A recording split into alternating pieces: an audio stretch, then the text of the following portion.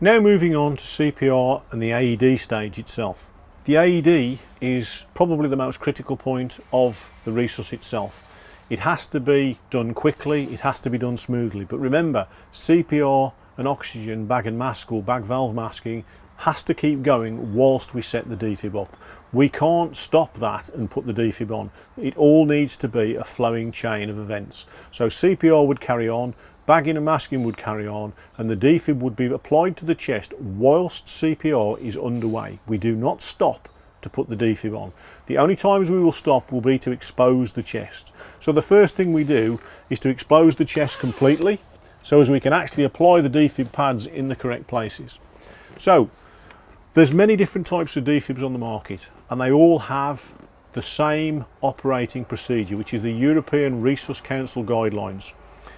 The European Resus Council guidelines mean all European countries resuscitate patients to the best practical way known at this time. Research is ongoing all the time, but all defibs across Europe will work to the same system.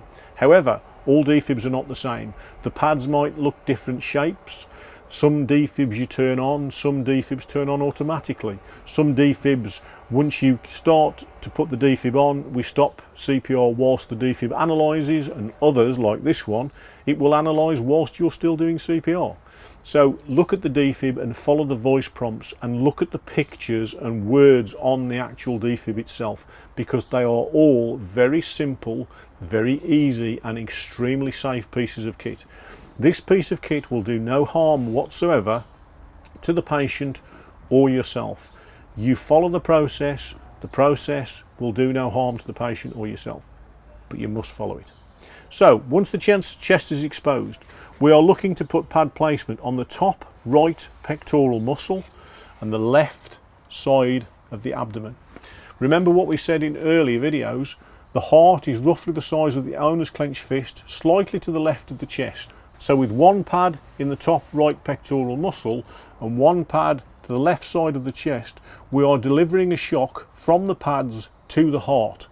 If we put the pads too close together, we get a glancing blow over the heart, and we want the shock to go directly through the centre of the chest, through the centre of the heart, to stop and stun the myocardium, to allow it to reset.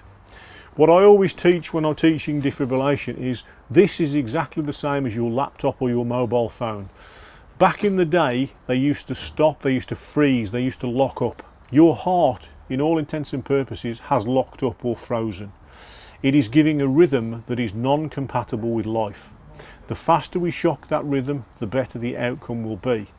But the shocking stuns the heart, basically like your laptop or mobile phone. You turn it off, it resets, you turn it back on again. And that's what this defib is doing. It's stopping the heart, allowing it to reset and allowing it to turn back on again, back to a rhythm that will actually be compatible with life.